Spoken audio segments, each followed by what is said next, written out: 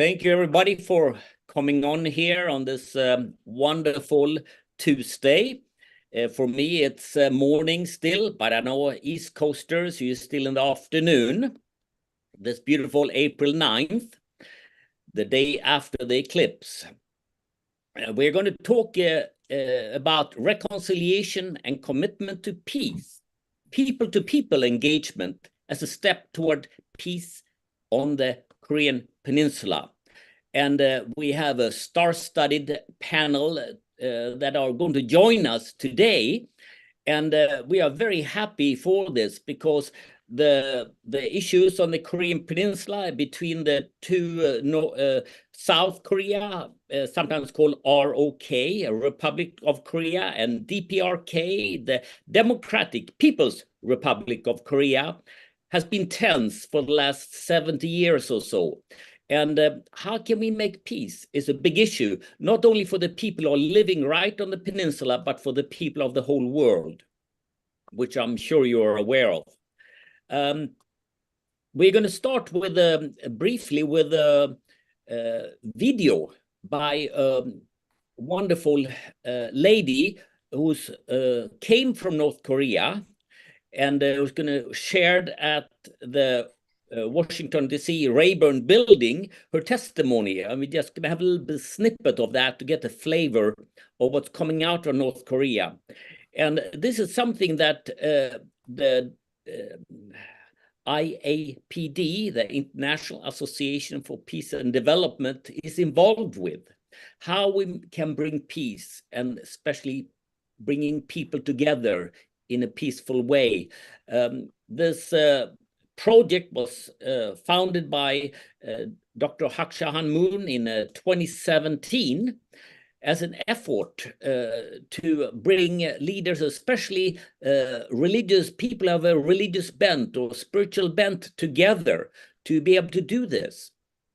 We are happy to see all of you here on this program today. I'm kind of a little bit of a stand-in here because our senior vice president, Mrs. Tomiko Duggan, is not able to join us at this time. This is internet problems here. So even though we are in an interconnected world, when it doesn't work, then there is breakdown. But I hope we can start with this little video here, and then we're going to hear from our other illustrious speaker, Dr. Sessoms, and then Dr. Michael Jenkins, who is UPF president and chair, are going to share a little bit. He's been involved in the negotiations and discussions how to bring peace to this beleaguered peninsula for quite a while. So first, we're going to begin with the video of this Mrs. Bae Yu-jin. She spoke at the Rayburn building in Washington, D.C. in 2023 in March and shared her story. We can't hear all of it, but we take just out a snippet to start the conversation. Are we ready to roll that video? Yes. Okay, great. I think we've about 15 to maybe even 20 minutes. So I think it's quite interesting. Thank you so much. 북한이 평범한 아줌마였던 제가 온 세상 사람들이 이목이 집중되는 이곳 유엔과 서울의 수도 워싱턴의 높은 연단에 서게 될 줄은 꿈에도 몰랐습니다. 미국은 나쁜 놈, 미국에 추종하는 유엔엔 더 나쁜 놈들이 있다는 교육을 받아왔기에 지금도 마음은 두근거리지만 그래도 용기를 내어 북한 장마당 이야기를 해보려고 합니다. As an ordinary North Korean woman, I never thought that I would stand on a platform at the United Nations where the people of the world focus their attention. And in Washington, D.C. Growing up in North Korea, I was taught that U.S. is an evil actor and the UN, which follows the U.S., is even worse. Although I am very nervous, I will tell my story about North Korean's market, so-called 장마당. 그리고 이야기를 시작하기 전에 북한 시장의 평범한 아줌마들을 북한 현실을 용기 있게 말하는 북한 인권운동가로 내세워준 북한 자주연합의 수잔 솔티 회장께 감사를 드리고 싶습니다. 수잔 솔티 회장님 감사합니다. Before I begin my story, I would like to thank Dr. Sujan Shorty, chair of the North Korean Freedom Coalition, for helping common North Korean women like me who participate in the Jangmadang to become a human rights activist, to courageously speak about the reality of North Korea. Thank you, Chair Shorty. 저는 자유를 찾아 2019년 4월 압록강을 넘어 대한민국에 온 배유진입니다. 저는 양강도 해산시에서 출생하여 이민학교, 중학교를 거쳐 해산예술대학에서 성악을 전공하였습니다. 제가 대학을 졸업하던 1996년은 당시 북한이 고난의 행군으로 어려운 시기였습니다. My name is Bae Eugene. I arrived in South Korea in April 2019 for freedom. After crossing the Yalu River. I was born in Haesan, Yangang Province. After elementary and middle schools, I attended Haesan Arts College and majored in vocal music. In 1996, the year I graduated from college was during the arduous march in North Korea. 갑자기 배급이 끊어지고 먹을 것을 찾아 여기저기 떠돌아다니는 사람들이 날로 늘어났고 제가 살던 곳은 국경연선 지역이라 압록강 기슭에 나와 하염없이 중국 땅을 바라보는 타고에 몰려온 사람들과 아침이면 여기저기 널려있는 시체들, 말로는 다 표현할 수 없었습니다. Suddenly, the state ration system stopped, and the number of people wandering around looking for food increased day by day. I lived in a border area along the Yalu River. I saw many North Koreans from different regions stand by the Yalu River, gazing endlessly at the Chinese side. I witnessed so many dead bodies on the streets every morning. I cannot fully express how that the situation was so horrible. 저는 대학을 졸업했지만 나라 형편이 그 지경이라 바로 결혼하게 되었고 생활전선이라는 그 어마어마한 전투마당에 들어서게 되었습니다. After I finished college, I was married right away because North Korea was such a terrible situation. I entered an enormous battlefield to support my family. 정말 그때는 총포소문인 하나의 전쟁 마당과 같았습니다. 매일매일 사람들이 죽어나가고 역전과 마을 외딴 곳엔 시체들이 쌓이기 시작했습니다. 그래서 저는 오직 돈을 벌어야 한다는 생각으로 그 무엇을 가리지 않았던 것 같습니다. The reality of the time was like a battlefield without gunfire. Every day, people were dying. Bodies began to pile up in front of train stations, remote areas of the villages. I thought nothing will stop me to earn money and survive. 당시 저희 남편이 진짜 금과 가짜 금을 가려내는 기술이 있었으므로 금을 사서 중국으로 몰래 넘겨 돈을 버는 금밀수가 저희 첫 장사였습니다. 전국 각지에서 몰려오는 금을 순도에 맞게 구매하고 중국에 넘겨 팔면 제법 큰 이윤이 생겼습니다. My first business was smuggling gold, or to secretly exporting to China. Because back then, my husband had to know, had some special skills to sort real versus fake gold. Purchasing gold from all over North Korea according to the fineness or purity of quality and selling to China allowed me to gain a pretty big profit. 북한에서 개인이 채굴한 금이 국경 지역으로 올 수밖에 없었던 이유는 당시 북한 은행에서도 금은 수매를 받고 있었지만 시장 가격과 비교하면 말도 안 되는 국정 가격이었으므로 전국에서 개인이 채굴한 수많은 금은 국경 지역으로 모여졌다가 중국으로 팔릴 수밖에 없었습니다. The reason for the transport of gold mined throughout North Korea to the border area was as follows.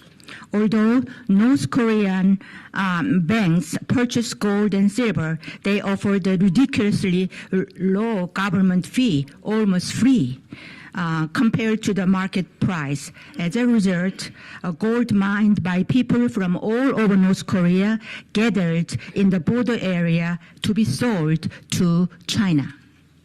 그렇지만 북한에선 개인이 금을 채취하는 것도 판매하는 것도 특히 중국에 밀수하는 것은 엄청난 불법이었기에 이를 숨기기 위해 담배, 식품, 록화기 등 다양한 물건으로 위장하기 시작했습니다.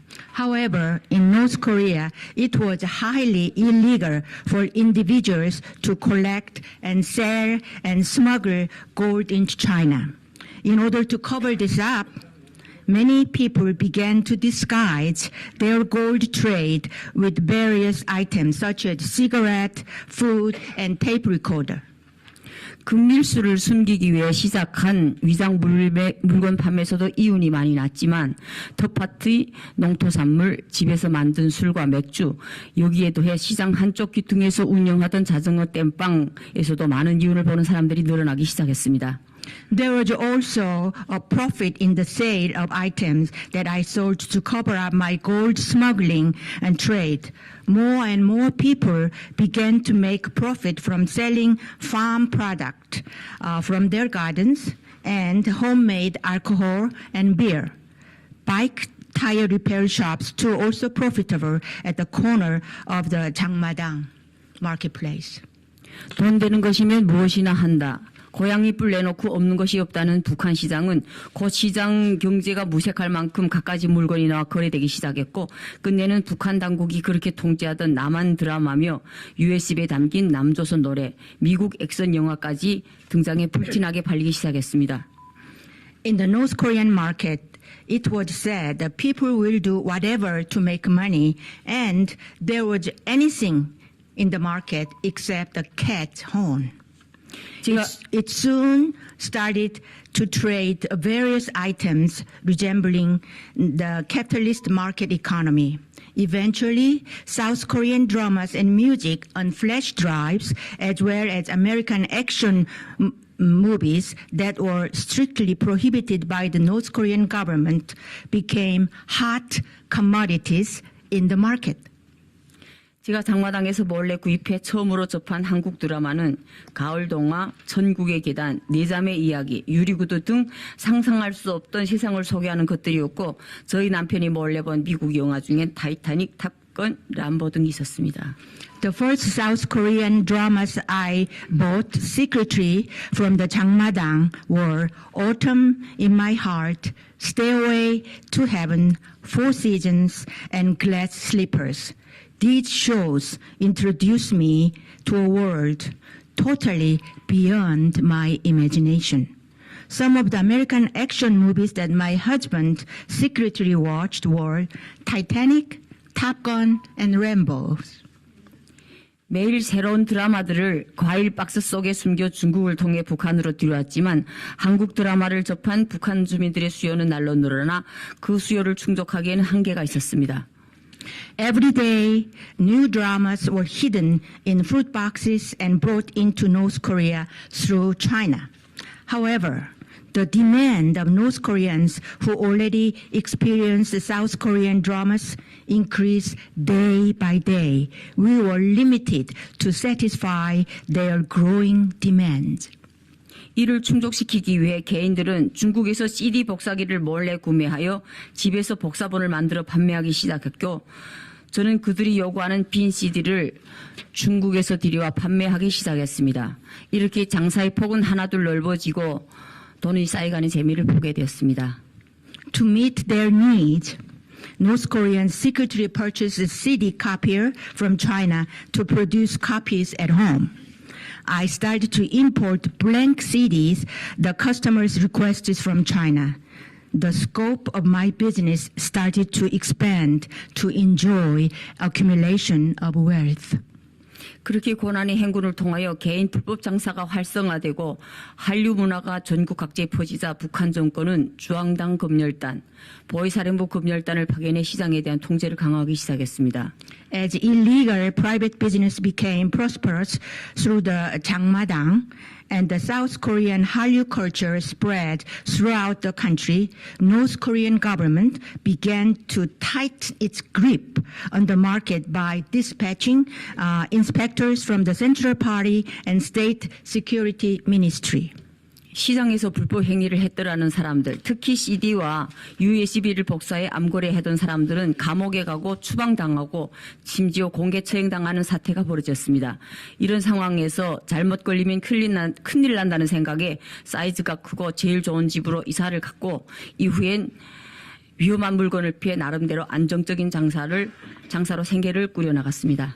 Those who committed illegal activities in the market, especially those who copied the CDs and flash drives to sell in the black market, were imprisoned, deported, and even executed in public. In this situation, I moved to a relative's house as I thought I may find myself in danger if I ever got caught. I started to make a living by more secure business by avoiding dangerous items. 나름대로 안정적인 장사란 중국 물건을 들여와 국경 지역의 장마당에 판매하는 것이었습니다. 금과 은, 남조선 드라마를 복사하여 파는 것보다 덜 위험한 것이었으며 때로는 국경 경비대원들을 끼고 압록강을 도강하거나 공식적으로 세관을 통과해 북한 상류층들이 바라는 온갖 물건을 시장에 내놓았습니다. Secure business meant importing Chinese goods and selling them in the market along the border. It was less dangerous than making copies of South Korean dramas or selling gold or silver. Sometimes I had to bribe border guards to cross the Yalu River. Other times I officially went through North Korean customs to sell the items that North Korean elites wanted in the market. 개인 재산이 허용되지 않는 북한에서 하루도 마음 편히 쉬는 날이 없었고 하루를 쉬면 열흘을 굶는다는 정신으로 앞만 보며 살았습니다. 가족을 지키고 자식을 키우고 예물을 바치기 위해서는 돈이 필요했고 돈을 벌기 위해서는 뭐든지 해야 했습니다. In North Korea, where private property was not allowed, I could not even have a day to freely rest. I lived with the mentality that if I took a day off, I would starve for 10 days. I needed the money to protect my family, raise my children, and pay bribes. I had to do anything to make money and to support my family. 한국의 중고옷 판매로 이득을 벌 수 있다고 하면 중고벌도 수입하여 판매했고 중국에서 통나무 수출을 요구하면 통나무도 중국에 옮기고 약초도 넘기는 등 못해본 일이 없었던 것 같습니다. 그러다 보니 소문난 큰손이 되어 있었고 먹잇감을 찾는 북한 사법감찰이 감시망에 들게 되었습니다. When I learned that I could make profit by selling used South Korean clothing, I imported them to sell in the market. Also, in North Korea, Foreign Currency Earning Bureau demanded export of logs, lumbers, and I handed over logs and mountain herbs to China. I think I did literally everything to make profit. As a result, I became a well-known big hand or a prosperous businesswoman. That put me on a watch list of North Korean prosecutors looking for prey. 돛을 쳐놓고 있다가 중국을 자유자재로 넘나들며 차판으로 물건을 실어 나르던 인간, 공화국법을 어겨가며 장마당 질서를 교란시키는 인간이란 딱지를 붙잡아가는데 이럴 땐 평소에 통하던 예물도 필요 없었고 돈 받고 뒤를 봐주던 보위 보안원들은 연기처럼 사라져버렸습니다. After a trap was set by the prosecutors, the market sellers were held under the label of who freely crossed China and carried illegal goods and or who disrupted the Jangmadang order in violation of North Korean law. In these cases, bribes no longer worked. The State and Social Security Ministry officers who could be bribed and promised security suddenly disappeared like smoke. 생각만 해도 몸서리치는 2011년 12월 10일 추운 겨울날 북한 검찰은 저에게 있지도 않은 온갖 죄를 들시어 비사회주의자란 딱지를 씌워 재산을 몰수하는 처분을 내리고 저희 온 가족을 깊은 시골에 추방시켰습니다. On a cold winter day on December 10th, 2011, the day I do not wish to remember, the prosecutors accused me of all kinds of crimes that I did not commit, labeling me as an anti-socialist, and confiscated all my property and deported my entire family to the remote countryside. 지금 생각하기에도 당시 저희 죄는 열심히 돈을 번 것뿐이었습니다. 잠도 제대로 못 자고 남보다 10배, 20배 몸을 혹사시키며 재산을 만든 것이 죄라면 죄인데 북한 당국은 저희 전 재산을 빼앗아 버렸습니다. 그리고 돈 있고 재산을 모았다는 말도 아닌 죄 때문에 저는 범죄자가 되어 추방당하는 꼴이 되었습니다.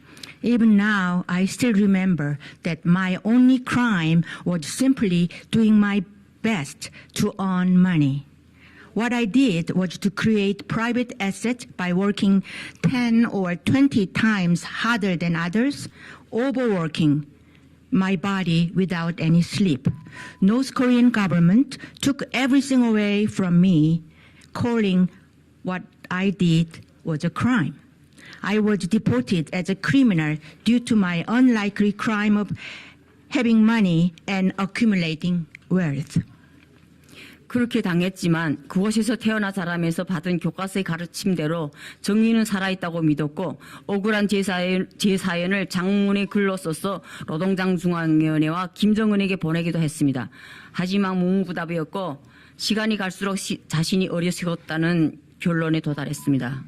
Although I was wrongly accused, I still believed that justice was alive, as a North Korean textbook taught me while growing up in North Korea. I wrote a long letter to the Central Committee of the Workers' Party and even Kim Jong-un about my unfair case. However, I did not get any response and came to the conclusion that I was being naive as time passed. 그래서 장마당에서 장사한 채밖에 없던 자신을 증명하느라 8년이라는 세월을 보냈고 찾은 결론은 이 땅에 정의가 없다는 것이었습니다. 더하여 국가가 허락한 장마당이지만 그곳에 진정한 시장의 자유도 없다고 생각하였습니다.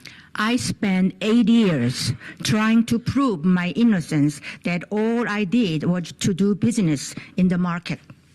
Later, I concluded that there was no justice in North Korea.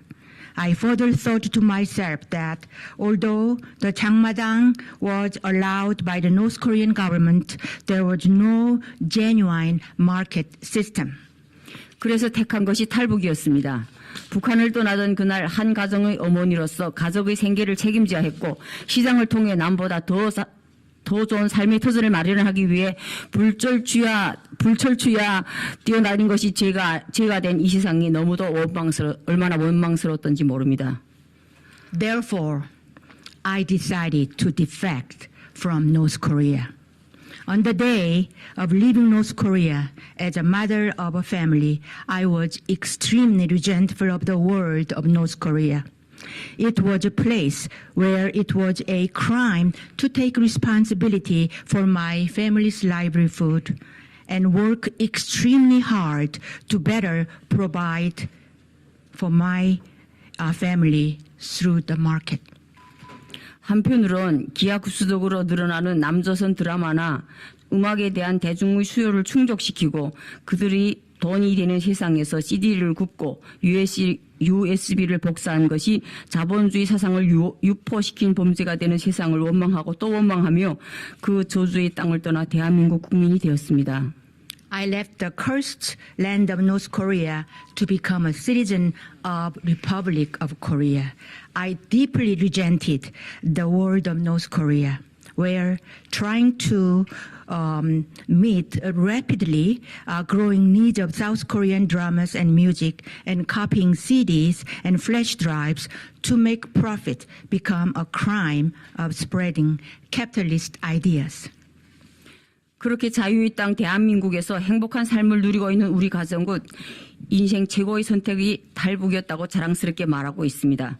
그리고 철책 없는 감옥에서 오늘도 무권리하고 굶주린 삶을 살아가고 있는 고향 사람들을 위해 보람 있는 삶을 살아가야 한다고 다짐하곤 합니다.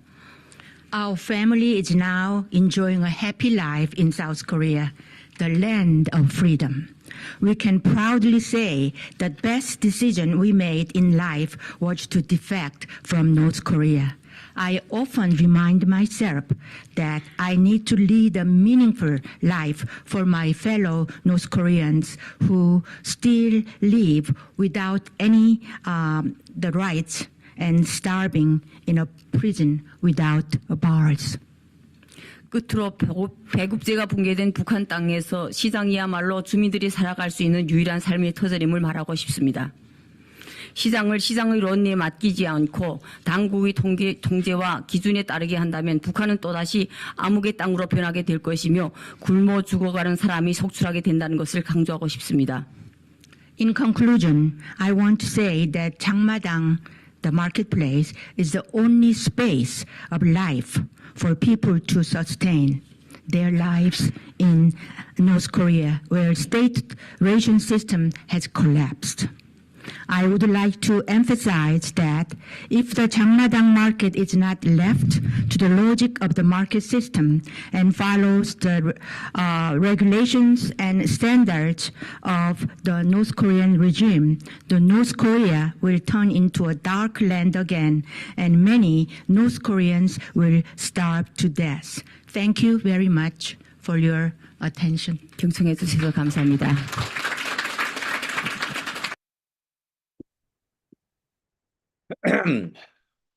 Yes, wasn't that a sobering account? It's Mrs. Bae Yoon-jin. That would be great to have her with us, but the issues with the language and time zones and so forth prevented us this time to have her with us. But it's really a wake-up call for us who are living here in the US and around in the West, who do not have to succumb to that kind of, irrational suppression or system. And IAPD aiming to promote a world of peace, one where it's honesty, virtue, forgiveness, gratitude, opportunity, and being able to follow one's conscience to do good things is available to everybody. But the ROK and the Korean Peninsula issues are very serious. So we may have questions, or you may have questions. Please pop them into the chat, and we'll deal with them after the presentations here as I come in. I would appreciate that. We have now Dr. Alan Lee Sessoms to speak on the flyer you saw. He's a physicist, diplomat, and educator, and managing partner of a higher education innovation group.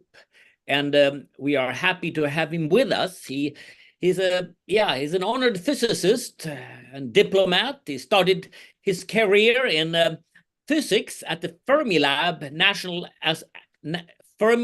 Accelerator Labs, and he studied quarks and other high energy particles before moving on to CERN. It's a European group that studies high energy physics, and then he went also on to a Harvard professorship, assistant professorship.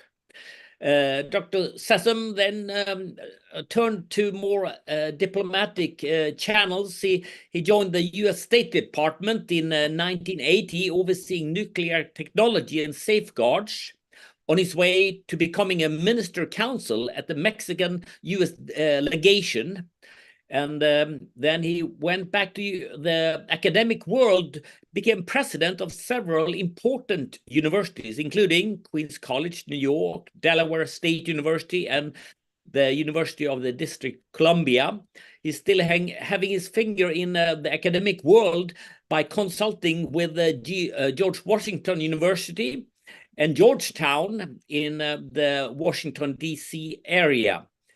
Yet this time he is helping many smaller universities with their organization and raising funds so they can survive and prosper in this kind of interesting environment we have. Dr. Sessoms earned his Master's of Philosophy and PhD in Physics from Yale University. And I told Dr. Sessoms before we started here that I really had to chop down his bio mercilessly because it was so long and illustrious. So I apologize for leaving out many important items, milestones in his awards and so forth. But be sure that he is a man of experience and worth listening to. Dr. Sessoms, the floor is yours. Thank you. I hope this is working well.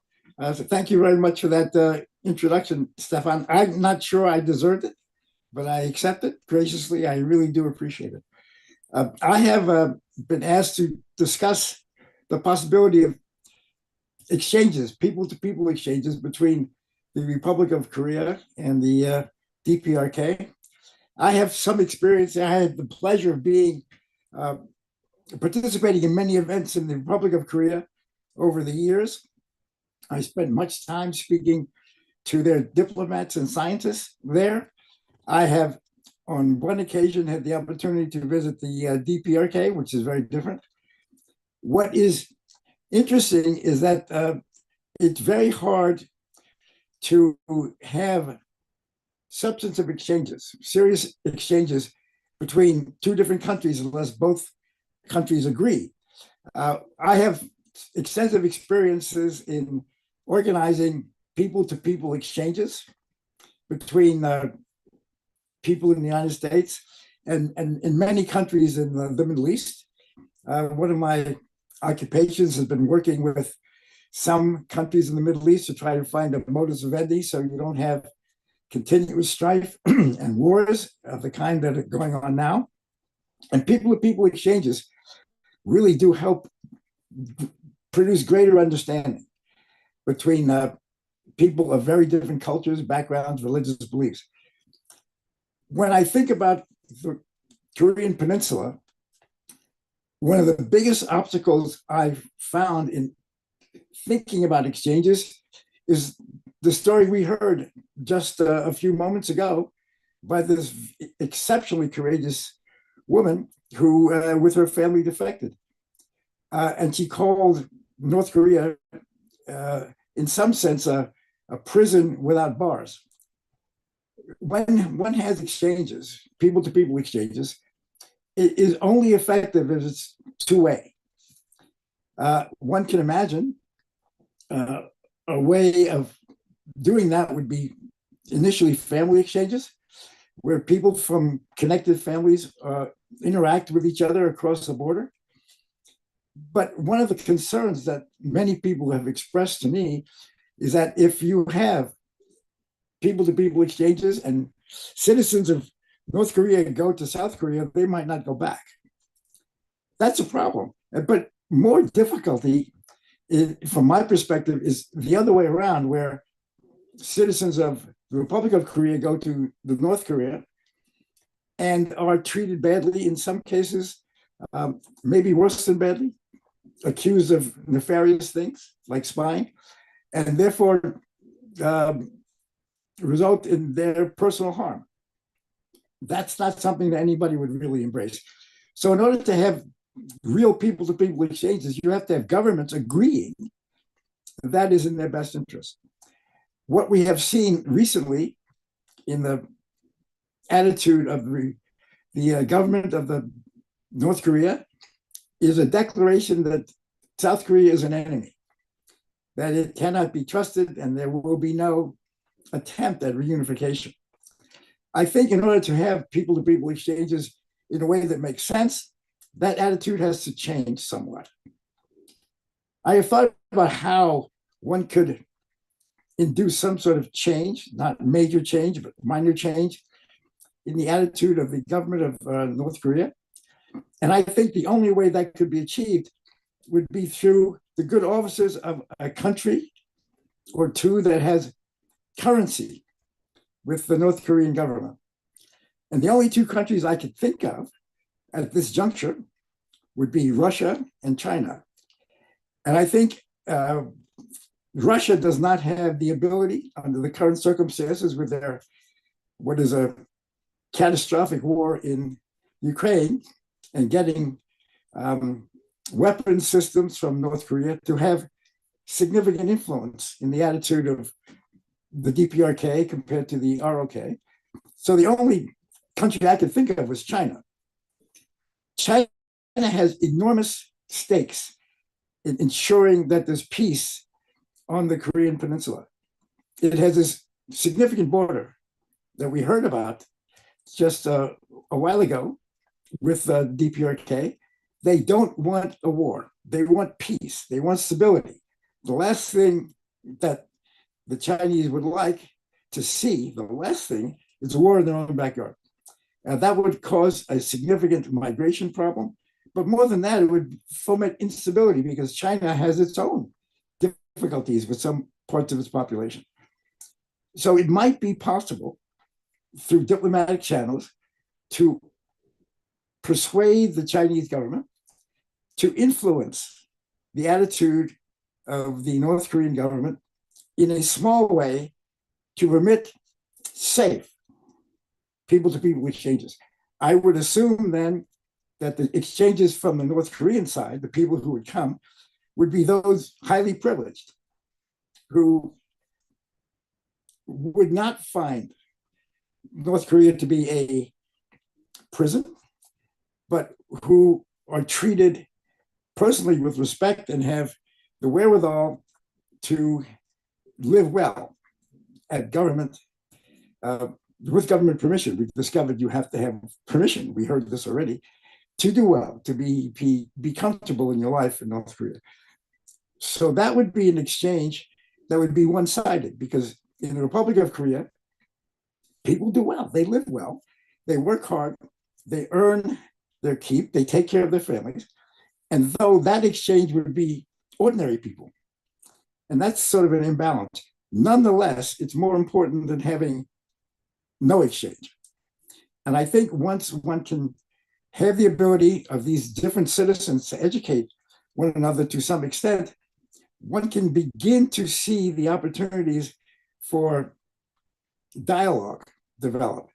And with that dialogue comes the possibility of having some normalization and hopefully some movement toward peace.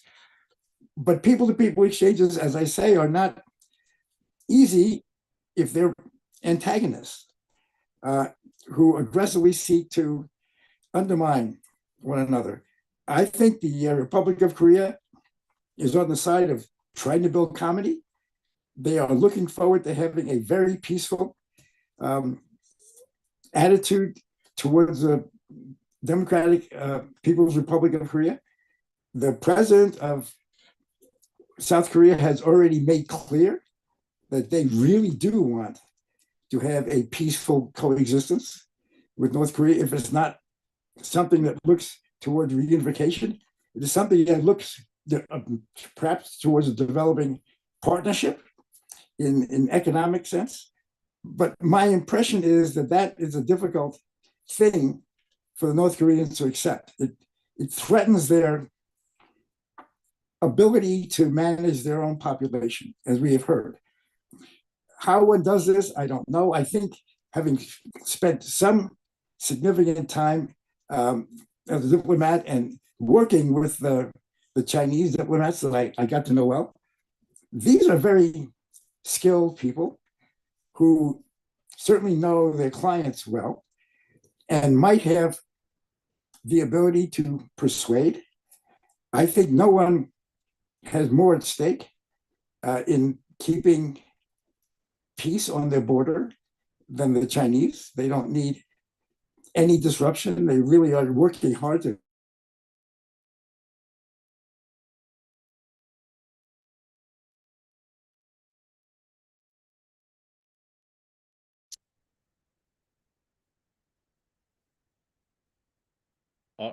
Hello, Dr. Sessoms.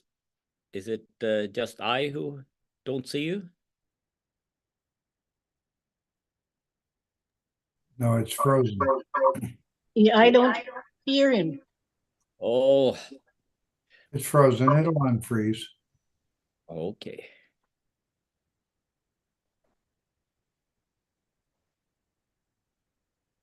Well, Dr. Sessoms, it's amazing your points there are really wonderful, well taken, and any of you who have who listen to his comments, please put in questions in the chat.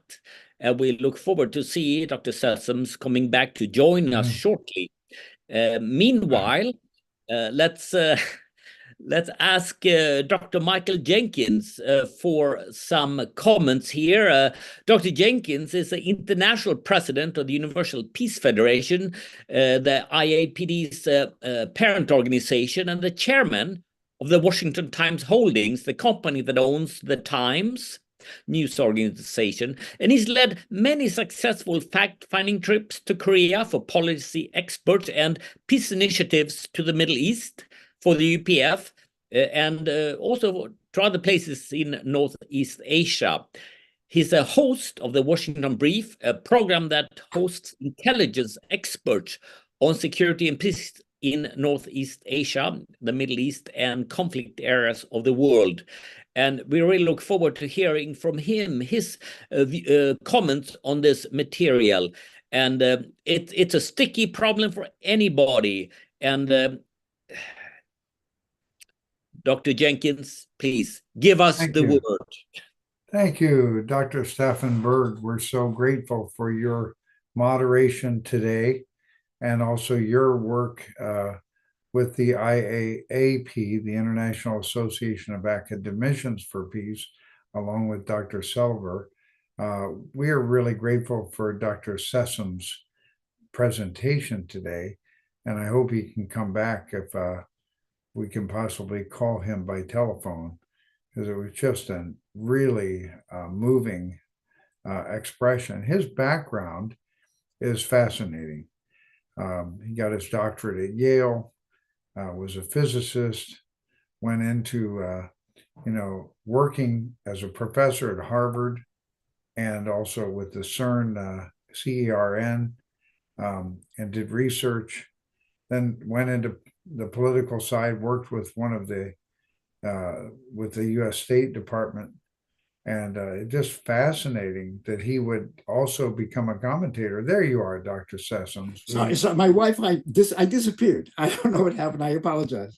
Oh, we're ready. I would like to go right back to where you left off. The people-to-people exchange. Let's go right back, because I'll give some commentary. I'm really moved by your presentation and your background, of course. But go ahead. People to people. No, I would prefer. I can't remember who I was. I was so shocked to have it disappeared from the screen. My parting comments were it's not completely clear how one persuades the Republic of Korea to find interlocutors that could intervene. They have very good relations with China. I would think that they might be able to persuade the Chinese to intervene with the DPRK to change some of their attitudes. It would be very incremental. It would be teeny tiny changes, but any change is a positive change given the attitudes we've seen over the past several years. So I think that would be an aim and a prospect that I think we could all embrace. I'm certainly the United States would embrace it. There's no question about that, politically and diplomatically. Thank you, Dr. Sessoms. That's an excellent presentation. I fully agree that we should continue to pursue every avenue of people to people and dialogue, and also understanding that the suffering of the people in North Korea will not really be able to continue much longer if we continue to keep the focus on engagement. Unfortunately, the last 4 years, there hasn't been much engagement. The United States has focused primarily on denuclearization. However, I do think China is very interested in moving North Korea in a better direction. They don't want to have a war with the United States and with the Republic of Korea. They don't want to. The Chinese do not want to repeat that, but they have a tremendous influence over North Korea. But there is also a very long history of conflict and hatred between China and North Korea. It's very long because China was always dominating the North and all of the peninsula. But back on the dialogue, and first I want to give a comment about Miss Bay, the defector. I've met over 40 defectors in various settings. Some I've seen their presentations. Many I've met personally. One of the more interesting ones was the deputy ambassador to the United Kingdom from North Korea.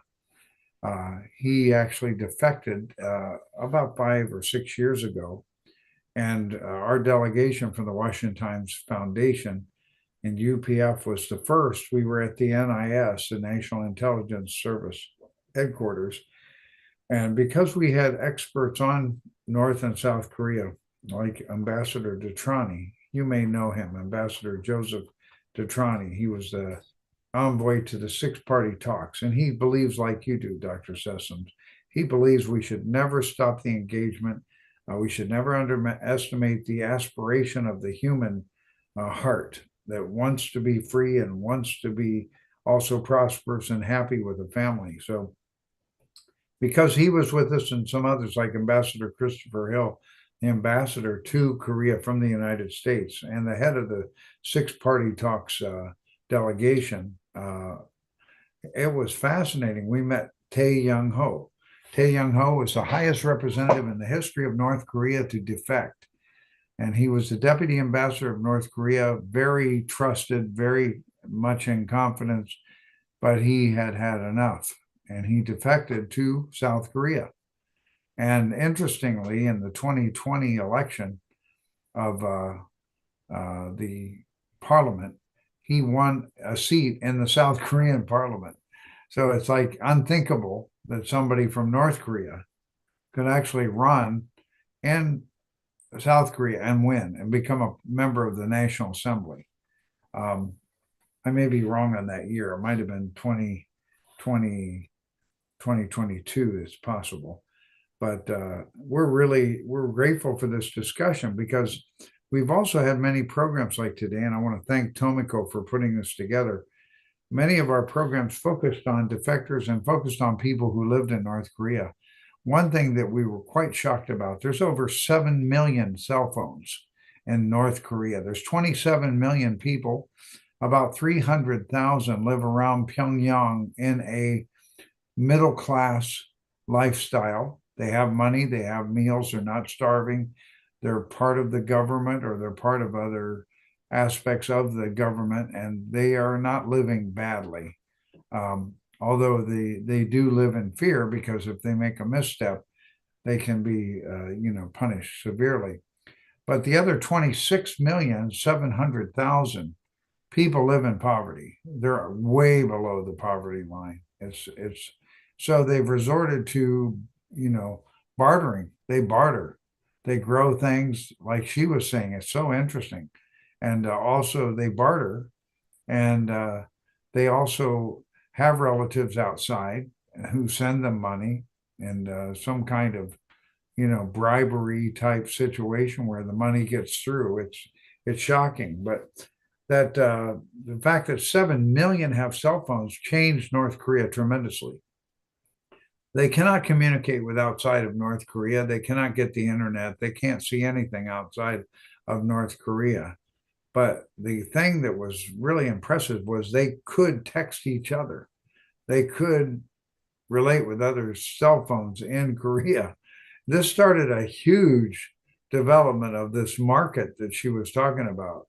That this is much later than she was there, but it's like the communication means I have 2 cows and I would like to get 4 bicycles for that and enough rice for the next year. And who can have, and they meet at the market. There's different markets. And that I was shocked today by Miss Bay that actually they had Top Gun and Titanic and also those kind of action movies and Korean dramas in the market selling them. That's extremely dangerous. One defector we met was put in prison, put in a hard labor camp because he had a Korean drama. He had Korean dramas in his house, and he told one of his friends about it. His problem was he was one of the top North Korean officers of the army, and he was also the head of the cyber warfare division. And he trained 10,000 young Korean students, Korean army officers, not officers, army soldiers. And he was behind Sony's meltdown when they hacked Sony and showed all the inside communications that were biased and very unflattering. And he said that was child's play. They have people that work about 8 to 10 hours a day. And if they break through and really can hack a bank, they also get direct benefits for their family, nicer house, nicer income, high respect, medals, honors. So these young people, 17 on, they're brilliant. And she went to college. It's amazing. You wouldn't think that they would even have any kind of education, but they have very strong education for certain groups of people there. So that was really an amazing thing. And the thing was, he was also in charge of any videos coming in from South Korea. He was the head of that whole agency that had to vet and look at anything that came in from the outside, had to be checked and certified or destroyed. And he was destroying all kinds of videos from outside, but he saw a Korean drama. He decided to watch one. He saw a Korean drama and he saw the same families as he's seen as he grew up, same family with the same kimchi, the same Korean food, the same language, the same heart between father and mother and children, the same heart between, the grandchildren, that whole same heart. It really touched him. He shared with us. It really touched him. He was head now of hacking the whole world. I mean, but it touched his heart and he saw nothing wrong with it. There was nothing political about this video, so he made a big mistake. He shared it with his best friend. His best friend turned him in and he went to 3 years of hard labor in a labor camp. He's lucky to be alive, but it was in that labor camp that his heart was completely broken towards any hope with North Korea for any idea, well, I can live prosperous if I just do the best of any other North Korean. So his heart broke. He was able to, communicate somehow, and he got out. And he's now in South Korea. And there's quite a number of South Korean citizens that are defectors. And really, but these young people also, I'm shocked that they could even have that in any market. And they were bribing the police. Another thing we learned from defectors was the fact that how do they control people so much? How can they control these little villages and the people are starving? There's no food. I mean, and also we had other presentations where all the mountains in North Korea are barren. They're literally barren, which means tremendous flooding because there's no infrastructure of the plants and the trees and everything to hold the soil so that when it rains, it absorbs. So that's why massive flooding has occurred in the last 3 or 4 years in North Korea because they're cutting all the trees down to burn it for fuel and heat. Everybody's desperate. And another thing we learned there was, in their homes, how they control the villages. Usually it's one woman who's about 40 years old who has been asked or who's volunteered to be the kind of official for that little neighborhood. Maybe 100 homes or something like that, or 50 homes. I don't know how many. And she would go around. You had to have permission for any guests that came in. You had to get official permission. If you were leaving the house and not coming back for a night or two, you had to get permission. You had to tell where you were going. If somebody found out that somebody came and visited and they weren't on her list, she turns them into the police, and then they're interrogated, and it can end up prison or it can end up worse. So these things are so shocking. But as Dr. Sessoms indicated, hope springs eternal. And that's what we see. The more we engage, and that's why Ambassador Detrani is so important. He was in the six-party talks, and all the officers he was there with from North Korea all have now become the top officials around Kim Jong-un. Every one of them that he was with in that session, there's about 20 of them, that he got to know personally. They all grew since 2005, so 19 years to today, and they're now the top people. One's foreign minister, and others the ambassador of the UN, or that kind of thing. I don't know exactly what positions they had, but like he knows the ambassador to the United Nations. He knows these people, and he kept a heartfelt people-to-people communication. So Dr. Sessoms, you're onto something there. And also he learned you never disrespect the people because of their ideology or because of, their government. You relate with people because people have hearts. They can be touched. And that's what we learned from these defectors. And I learned it again today from Miss Bay. It was really moving. And Dr. Sessom, thank you so much for that insight, because we should never give up. And we should relate with China. We have to relate. We have to help them find a better way of governance. And for us, we feel the issue is dealing with the fact that religious freedom is critically important. The people aspire also and know deep in their hearts there's something beyond just humanity. There's a divine, there's a creator, there's God. And that is the key to opening up everything. And that's what they can't stop it in North Korea, and they can't stop it in China too. There's so many underground people that know God and are worshiping, and those groups are actually growing, and they're growing in China, even though there's, so we've got to help this ideology of denying the existence of God, denying religious freedom, and saying the state is, the highest being or power doesn't work. That's why the majority of people in China are living in poverty and suffering, but it's changed. They modified their ideology enough that people could own property. That was against the law before. That people can own property. So in China, they can prosper.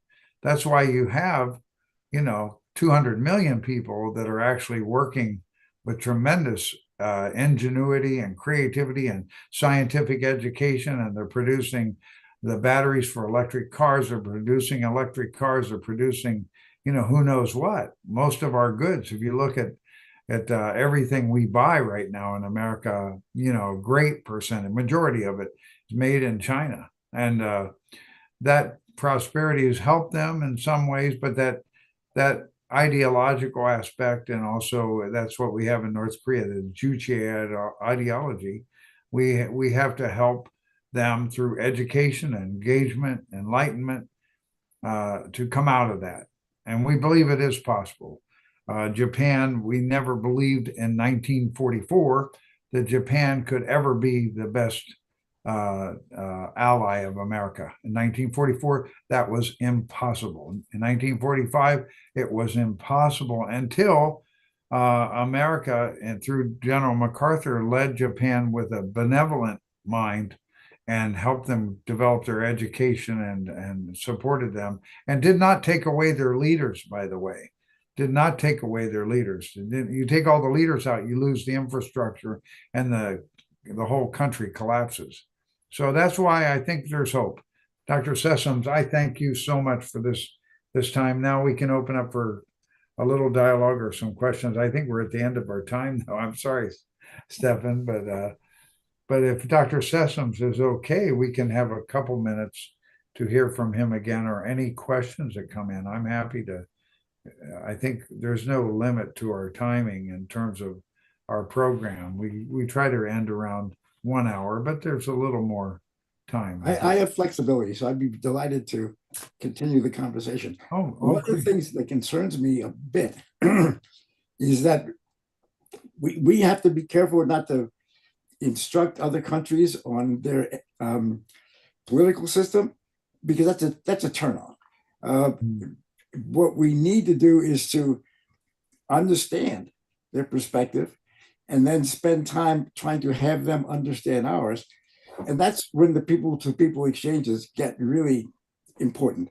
Political stuff is just, we can't even talk about that well in the United States. So right. we should spend a lot of time. Zero chance of making friends if you go start political. If you're gonna stay away from that. Yeah, I would agree. That's our agreement, that there's common values that we share, not political systems, common values. I mean, that's what the big problem. I was just in the Middle East, and it's like, when America tried to import American style democracy there, it didn't work at all, because they don't have the same value base. It's a different culture. It's a very different culture. So you're right. People to people is very critical. And also having those fundamental principles, because I do believe that the humanity has a common value of wanting freedom to have their family, freedom to believe whatever they want to believe. But yeah, people to people engagement can build those friendships of trust. Are there questions that are in the chat? Are there questions, Stefan? Here's one question. How did Mrs. Bay defect? That's the only one. I don't know if we have an answer to that, but that's the only one. I don't know exactly. Mostly the defectors are able to go through China. Yeah. And then we had one person on our program a month ago that, a lady who lives in Atlanta, Georgia, she got sent back from China. So that's not an easy road. But anyway, she did go through China. I know that. Yeah. We can learn more about that. We can ask them next time. Thank you. Also, we can open the floor. Does anybody else have a question here on the Zoom here? Well, I have a question. The question is, how otherwise is the dialogue going to be generated that would eliminate some of the animosity? If the DPRK declares that South Korea is an enemy, right, that seems to close many doors. How does one deal with that? Well, we're very shocked that happened, that Kim Jong-un announced that.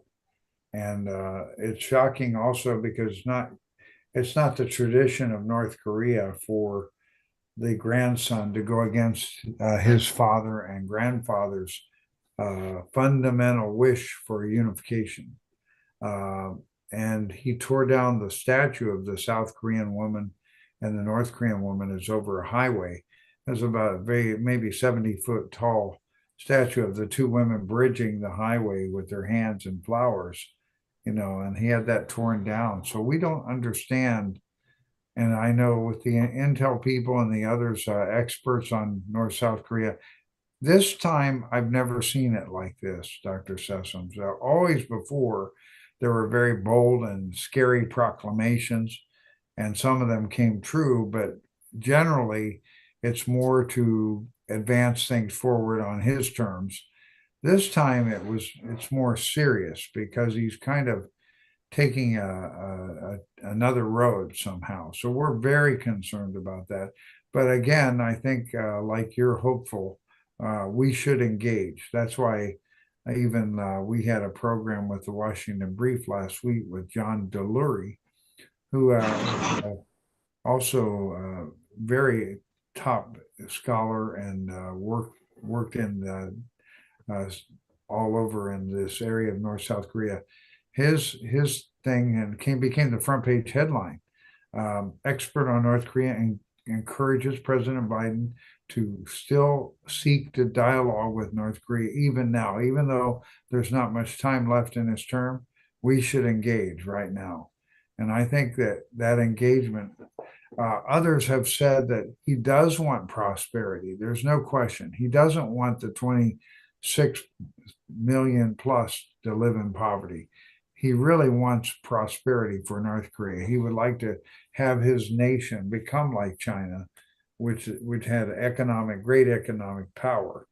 So that means there's an opening. There is an opening. People feel even with a new administration, there may be an opening. He's not going to go away.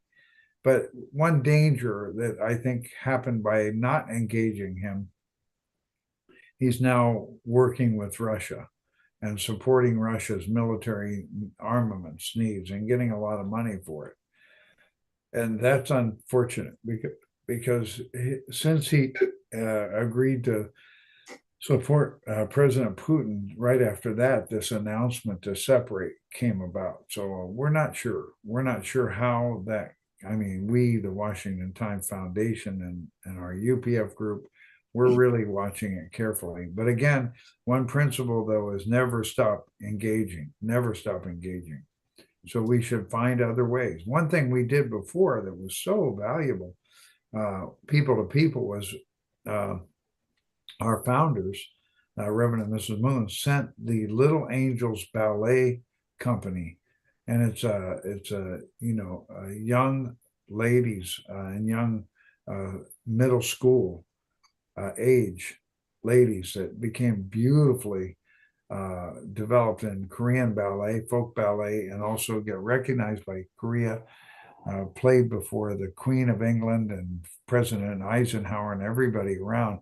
They sent that delegation to the North, and Kim Il-sung received it, and it became the first time a culture and arts that went from the South to the North, and then danced together with their North Korean ballet, where they have very expert and precision people in the culture and arts. They just like Russia, and they are really excellent, and they engage. And then the North Korean ballet troupe of young ladies, high school or junior high, came to the South. So I think culture and arts opens everybody's hearts, and that's true in North Korea too. Thank you, Dr. Jenkins. We have one question here in the chat. Did Dr. Sessions ever visit North Korea? I like to kind of expand that. Do you have much personal connection with North Koreans in different settings as you've been? That would be valuable to know. But I will be careful with my comments on having gone to North Korea or not. I have worked with North Korean diplomats in various venues, including in Vienna at the International Atomic Energy Agency, while they were very useful members before they renounced the Nuclear Non-Proliferation Treaty. I thought that was a big mistake. So I am conversant with North Korea in some interesting ways. I think, look, let me just say this, Dr. Jenkins. I think one of the problems that we have in the West is that we project our values on what some of these other countries do. North Korea, these are very clever people. As you say, they don't want to be living in poverty. They want to maintain a level of support in their population. This declaration against the Republic of Korea, I think, may have something to do with the alliances that the North Koreans are attempting to cultivate, in particular with Russia. And through that nexus with the Ukraine and the unfortunate development of nuclear weapons by the North Koreans, they seem to think that they can position themselves in a way that allows them to exert significant presence on the international stage to counter what the U.S. does with South Korea. And I think that may be part of their game that they're playing. Just because that declaration didn't come out of the blue. It has some significant backing somewhere. And I think there's a lot of geopolitical dynamics in that. I think that there was this belief when Mr. Trump was president that you could enter a dialogue with the North Koreans. I think that belief should be still there, but you have to enter it not on your terms. There's got to be some sort of understanding of where the other folks are coming from, as opposed to thinking they're going to be like us, because there's no way that's going to happen. I don't think it's ever going to happen. So you have to enter dialogue with as you say, an open heart. I think an open mind and an open awareness that our culture is not the dominant culture when you're talking to other people. They believe what they believe, and we have to accept what they believe, and then find a way of discussing with them that is not pejorative, that you do it our way and we'll give you something for it. Because that's all that's going to do is push whoever you're dealing with, not just the North Koreans, away. So the cultural sensitivity is absolutely crucial. Very, very good. Very important. I agree with Dr. Sessoms on that. I think they very insightful, and I do think those alliances are causing some change. And yet I do think there's the hope for prosperity. And if we engage, and we should not bring just our own understanding of how people should live in terms of governance and Western democratic values. There's many good things there too, but we can bring the values and not the systems, because and not the politics. You're right about that. Different cultures.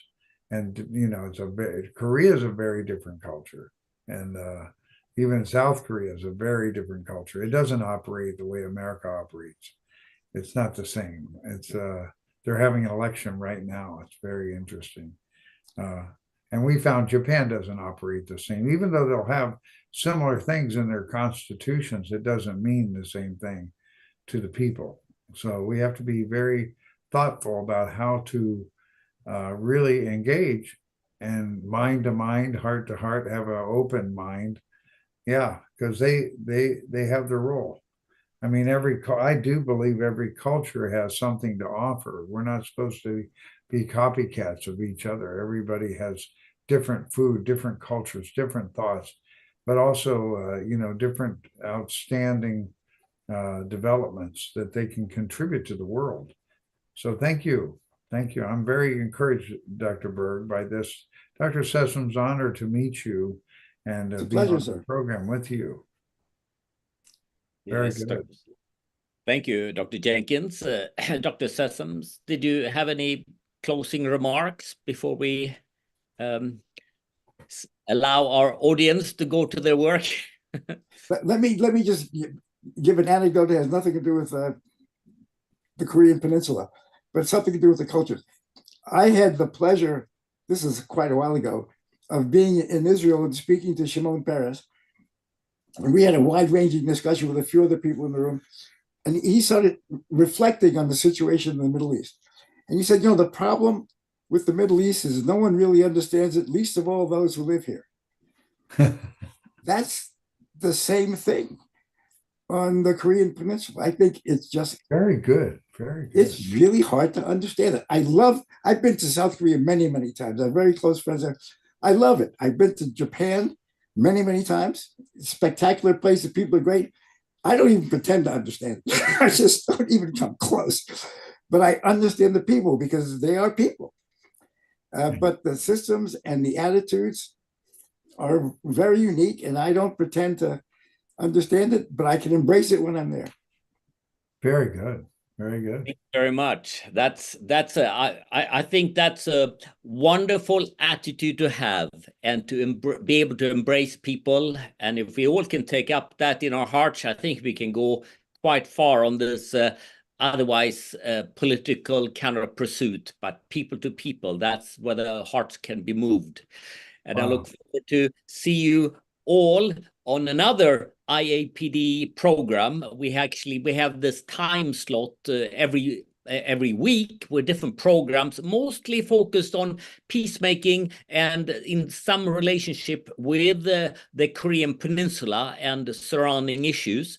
But IAPD programs come once a month at this time slot, and I love to see you again. And you can send your friends over. We can have a better discussion and go further. And also, Dr. Sessoms, you show us a glimmer of, you have many more experiences we didn't have time to listen to or share about, that's with other diplomatic channels and other situations can draw a parallel. And also in your experience as a nuclear physicist, with which is a big issue with North Korea on some level at this point. So I'm sure there's more stuff going on here. So it's a pleasure to have you on, Dr. Jenkins, as always. And all you from the audience, thank you for being on here. And we apologize for going over, but it's been a pleasure. Thank you so much. Dr. Berg, I see Jesse Edwards is in Korea and he's on today too. So thank you, Bishop Jesse Edwards, for joining us from the Champyeong region. Thank you. Thank you very much. Thank It's been you. a pleasure. Bye-bye. Bye-bye. Thank you and God bless. Thank you. Yes, thank you. Very, very interesting. Enlightening. Thank you, Dr. Sessions. Yes. Thank you. All right.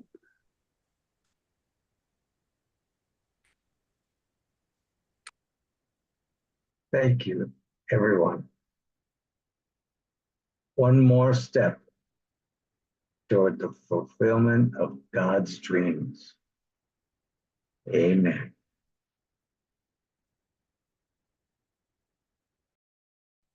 Please come again, Dr. Sessoms.